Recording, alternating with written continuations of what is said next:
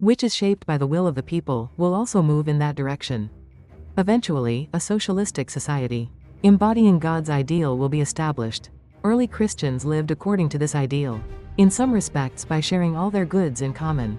28 Thomas More's Utopia, written in 16th-century England, and Robert Owen's humanistic socialism during the Industrial Revolution in England, each expressed a vision of the socialist ideal.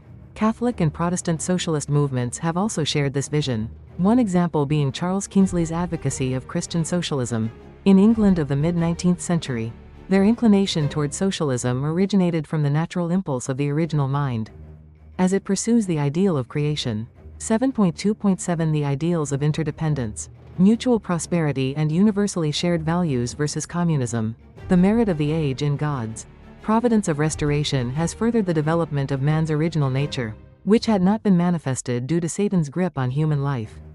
Responding to the promptings of their inmost hearts, people everywhere have ardently aspired to the world of God's ideal, where the purpose of creation is fulfilled. In seeking for a socialistic society on heaven's side, their original mind has drawn them to the ideals of interdependence, mutual prosperity and universally shared values. The world in which these ideals will finally be realized is none other than the kingdom of heaven on earth, under the leadership of the returning Christ. Since Satan mimics God's providence in advance, the satanic side has advocated scientific socialism, based on the theories of dialectical and historical materialism, and has built the communist world.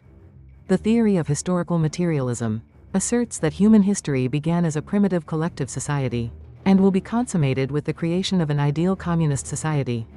The evident errors of this theory are due to the fact that it does not take into account the fundamental cause of historical progress. After creating human beings, God promised to realize the kingdom of heaven.